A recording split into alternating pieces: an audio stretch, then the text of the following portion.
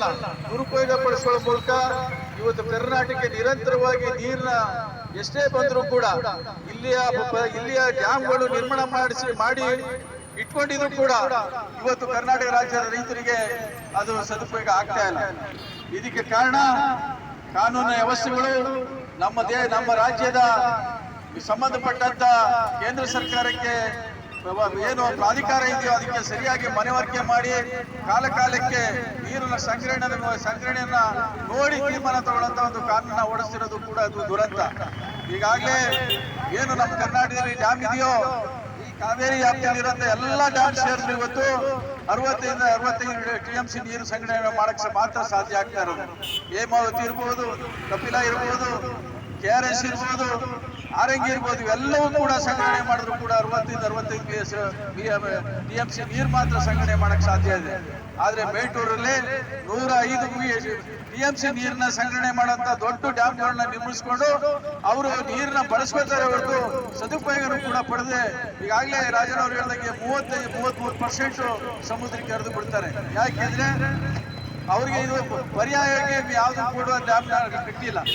ನಾವುಗಳು ನಮ್ಮ ಭೂಮಿಯನ್ನು ಕಳ್ಕೊಂಡು ಕಾಡನ್ನು ಪರಿಸರವನ್ನು ನಾಶ ಮಾಡಿಕೊಂಡು ಇವತ್ತು ಡ್ಯಾಮ್ನ ನಿರ್ಮಿಸಿದ್ರು ಕೂಡ ಅದು ಬಳಕೆ ಆಗ್ತಾ ಇಲ್ಲ. ಇವತ್ತಿನ ಪರಿಸ್ಥಿತಿಯಲ್ಲಿ ಈ ವರ್ಷ ಎಂದೂ ಕಾಣದಂತ ಬರವು ಉದ್ಭವವಾಗಿದ್ದು ಕರ್ನಾಟಕದಲ್ಲಿ ಪಶ್ಚಿಮ ಘಟ್ಟದಲ್ಲಿ ಮಳೆ ಕಡಿಮೆ ಆಗಿದೆ. ಅಲ್ಲಿಂದ ಹರಿದು ಬರತಕ್ಕಂಥ ನೀರು ಕೂಡ ಭಾರಿ ಕಡಿಮೆ ಆಗಿದೆ. ಇವೆಲ್ಲವೂ ಪರಿಸ್ಥಿತಿಯಲ್ಲಿ ನೋಡಿ ಸರ್ಕಾರ ಆ ನೀರಿನ ಬಂದ ಸಂದರ್ಭದಲ್ಲಿ ಕೆರೆ ಕಟ್ಟೆಗೆ ಹೇಮಾವತಿ ಕಡೆಯಿಂದ ಡ್ಯಾಮ್ನಿಂದ ಹೆಚ್ಚು ನೀರು ಬಂದ ಸಂದರ್ಭದಲ್ಲಿ ಕೂಡ ನಮ್ಮ ರಾಜ್ಯದಲ್ಲಿರುವ ಕೆರೆ ಕಟ್ಟೆಗೆ ತುಂಬಿಸಂತ ಕೆಲಸ ಅವ್ರು ಮಾಡಲಿಲ್ಲ. ಅವ್ರು ಮಾಡ್ತಿದ್ದು KRS ನೀರು ತುಂಬಿಸಿ ಅವ್ರಿಗೆ KRSಗೆ ಇವರು ತಮಿಳ್ನಾಡಿಗೆ ಹರಿಸಂತ ಕೆಲಸಕ್ಕೆ ಮಾತ್ರ ಅವರು ಆ ಒಂದು ಕೆಲಸ ಮಾಡಿದ್ರು. ನಮ್ಗೆಲ್ಲರೂ ಕೂಡ ಇವತ್ತು ಕರ್ನಾಟಕ ರೈತರಿಗೆ ಅನ್ಯಾಯ ಆಗೋದ್ರಲ್ಲದೆ ಕುಡಿಯೋ ನೀರಿಗೂ ಕೂಡ ತೊಂದರೆ ಆಗುವಂತ ಪರಿಸ್ಥಿತಿ ಇವತ್ತು ರಾಜ್ಯ ಸರ್ಕಾರದ ಆಡಳಿತ ವ್ಯವಸ್ಥೆ ಇವತ್ತು ಮಾಡಿಕೊಂಡಿದೆ. ಆ ಕಾರಣದಿಂದ ಇವತ್ತು ಪ್ರಾಧಿಕಾರ 12 TMC ನೀರನ್ನ ಒಂದು ನೀರನ್ನ ಬಿಡಬೇಕು ಅಂತ ಹೇಳ್ತಾ ಇದೆಯೋ ಅದು ಪ್ರತಿದಿನ 1 TMC ನೀರಿನ ಪ್ರಕಾರ ನಾವು ತಮಿಳುನಾಡಿಗೆ ಬಿಡಬೇಕಾಗ್ತದೆ.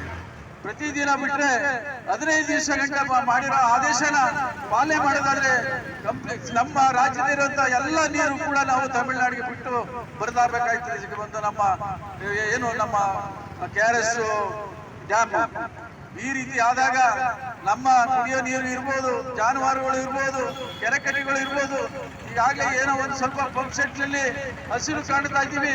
ಪಂಪ್ ಸೆಟ್ ಜಲಮೂಲಗಳು ಕೂಡ ಎಲ್ಲ ಕಂಪ್ಲೀಟ್ ಬಂತು ಹೋಗ್ತದೆ. ಯಾಕೆಂದ್ರೆ ಕೆರೆ ಕಟ್ಟೆಯಲ್ಲಿ ನೀರು ತುಂಬಿಸಿದೆ. ಆದ್ರೆ ಆ ನೀರಿನಿಂದ ಪಂಪ್ ಸೆಟ್ಗಳು ಬೋರ್ಗಳು ಓಡ್ತಾ ಇತ್ತು. ಆದ್ರೆ ಇವತ್ತು ಆ ಕೆರೆ ಕಟ್ಟೆಗಳು ತುಂಬಿರೋ ಕಾರಣ ಬೋರ್ಗಳು ಕೂಡ ಇನ್ನೇನು ಕೆಲವೇ ದಿನಗಳಲ್ಲಿ ಈಗಾಗಲೇ ನಿಂತೋಗಿದೆ. ಕೆಲವು 20-30 ಭಾಗ ಬೋರ್ಗಳು ನಿಂತೋಗಿದೆ. ಇಂಥ ಪರಿಸ್ಥಿತಿ ಎದುರಿಸ್ತಾ ಇರುವಂತ ಕರ್ನಾಟಕದ ರೈತರ ಮೇಲೆ ಪ್ರಾಧಿಕಾರವನ್ನು ಮಾಡಿರುವಂತಹ ಒಂದು ಆದೇಶನ ನಾವು ಖಂಡಿಸ್ತೀವಿ. ನಾಳೆನೂ ಕೂಡ ಈ ಒಂದು ಆದೇಶಕ್ಕೆ ವಿರುದ್ಧವಾಗಿ ಕರ್ನಾಟಕ ಬಂದ್ ಆಚರಣೆಗೆ ಪ್ರಗತಿಪರ ಸಂಘಟನೆಯವರಲ್ಲಿ ಏನು ಘೋಷಣೆ ಮಾಡಿದ್ರು ಅದಕ್ಕೂ ಕೂಡ ನಾವು ಬೆಂಬಲ ಸೂಚಿಸ್ತಾ ಇದ್ದೀವಿ. ಇವತ್ತು ಸಾರ್ವಜನಿಕರು ಹುಣಸೂರಿನ ನಗರದ ನಾಗರಿಕರು ನಾಳೆ ತಾವು ಕೂಡ ಸ್ವತಃ ಪ್ರೇರಣೆಯಿಂದ ಬಂದ್ಗೆ ಆಚರಣೆ ಮಾಡಕ್ಕೆ ನೀವು ಬೆಂಬಲ ಸೂಚಿಸಬೇಕು. ಯಾಕೆಂದ್ರೆ ಇವತ್ತು ಇಲ್ಲಿ ಬೀದಿ ಹೋರಾಟಕ್ಕೆ ನೀವು ಭಾಗವಹಿಸ್ತಾ ಇರ್ಬೋದು, ಆದ್ರೆ ನಿಮ್ಗೆ ಆಗ್ತಿರಂತ ಧಕ್ಕೆ ಮುಂದಾಗ್ತಿರಂತ ಆಗುವಂತ ಪರಿಸ್ಥಿತಿನ ಅರ್ಥ ಮಾಡಿಕೊಂಡು ನೀವೇ ನಾಳೆ ಸ್ವಯಂ ಘೋಷಿತವಾಗಿ ಬಂದ್ ಆಚರಣೆ ಮಾಡೋ ಮೂಲಕ ಕರ್ನಾಟಕ ರಾಜ್ಯದ ಜನರ ಕುಡಿಯೋ ನೀರನ್ನ ರೈತರ ಹಿತವನ್ನು ಕಾಪಾಡಬೇಕು ಅಂತ ಈ ಸಂದರ್ಭದಲ್ಲಿ ಹೇಳ್ತಾ ಮಾತಾಡ್ಲಿಕ್ಕೆ ಅವಕಾಶ ಮಾಡಿಕೊಟ್ಟಂತ ಎಲ್ಲ ಸಂಘಟಕರಿಗೂ ಧನ್ಯವಾದ ಹೇಳ್ತಾ ನನ್ನ ಮಾತು ಮುಗಿಸ್ತೀನಿ. ಏನಿವತ್ತು